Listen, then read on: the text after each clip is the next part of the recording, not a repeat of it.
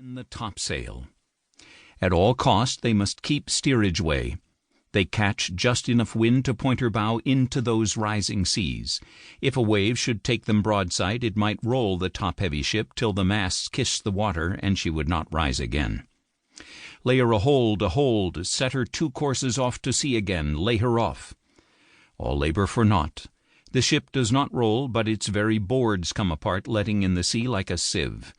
The scene ends with mariners flooding the stage, clothes dripping with salt water, crying in despair and fear, "We split, we split." "Farewell, my wife and children," the sailors wail. "Farewell, brother." Elizabethan theater might have skimped on props and sets and special effects when judged by the standards of our own blockbuster action films. It had to rely on the words of the actors to paint the scene. As Shakespeare himself put it, the breath of those who watch the play must fill the ship's sails with wind. But Shakespeare's words, they whipped up gales in the minds of the viewers. The patrons quaked under the shock of thunder and lightning. A ship full of 150 souls split at sea in the midst of the most terrible storm, and yet every person lived. This was England's most shocking, unbelievable news.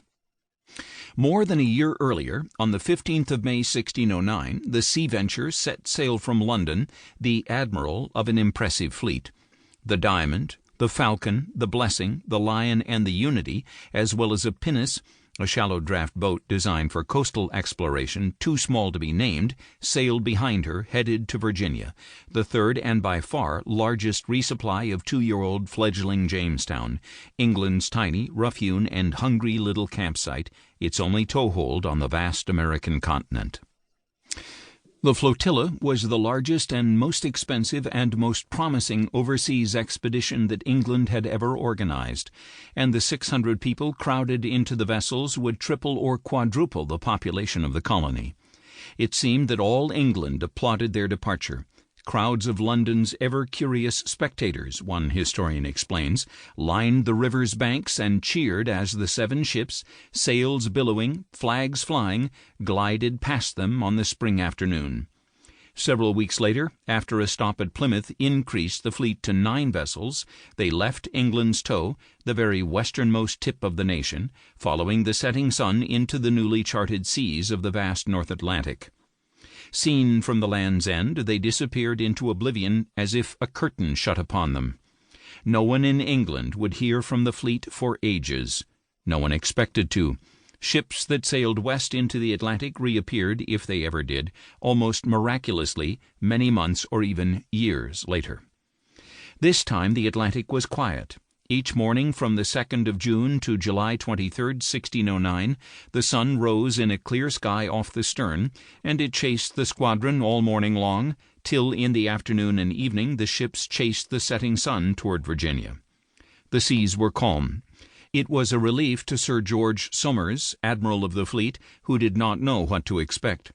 Previous English expeditions followed the wind south, island-hopping to the Canaries, then the West Indies, and thence to Jamestown.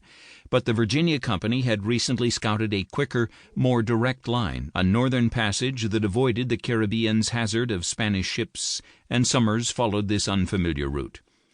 The month and a half of fair breezes and clear skies seemed to justify the gamble. They made such good time that one of the pinnaces could not keep up. The flagship, the Sea Venture, had to tow it across the Atlantic. The Sea Venture was a 300-ton merchant ship about 100 feet long that had been designed to carry English wool to Dutch dyers. It was broad and chubby, which suited Holland's trade, but made it ungainly on the wide Atlantic Ocean. Fore and aft, high superstructures, wooden castles piled in the style of the carrack, the most common type of ocean-going vessel in the 16th century, rose above the deck. These structures made such ships top-heavy, and the tall forecastle prevented carracks from sailing very efficiently when facing contrary winds.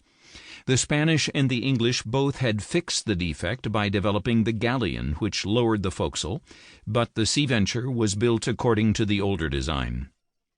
Further harming her balance were the 16 cannons mounted on the upper deck.